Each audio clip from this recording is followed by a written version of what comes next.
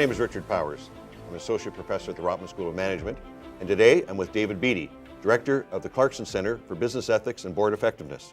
David, we're here today to talk about proxy access. Rick, this is a brand new topic in the last couple of years. In 2015, 124 American publicly traded companies adopted proxy access. That allows shareholders who've owned 3% of your company for 3 years to have a position on the board of directors and or to nominate their own nominees. So it's absolutely transformative. Is this a trend that we're seeing in Canada? Not as much, but it's coming fast. You think of the companies in the United States who last year agreed to this: McDonald's, Goldman Sachs, J.P. Morgan Chase, Intel, Microsoft, all the big names you've ever heard of in the United States have voluntarily agreed to allow access to their proxy statements for the election of the directors for the coming year, 2016. Tell me about groups like ISS and Glass Lewis. They've been hugely influential and another force of change in our landscape. These guys influence all the votes that are made on every issue, on every proxy, on over 10,000 companies around the world. It's a huge new industry. And for large institutions, for example, Ontario Teachers' Pension Plan owns shares in about 3,500 companies. Each of those companies on its proxy statement might have 3 issues. So that's like 10,000 items that they've got to vote on. You can't possibly do that with 1 or 2 people in an office. So you outsource it, in the case of teachers, to Glass Lewis, which they own. In the case of 80% of the other companies and institutions, to ISS, Institutional Shareholder Services. So what puts these organizations in a better position to make the decisions on these matters? They have policy statements that they publish that are debated widely, and they have huge numbers of folks who grub through the details. An annual report. You get a proxy statement, how thick is that? 2 pages? No. You read it in 5 seconds?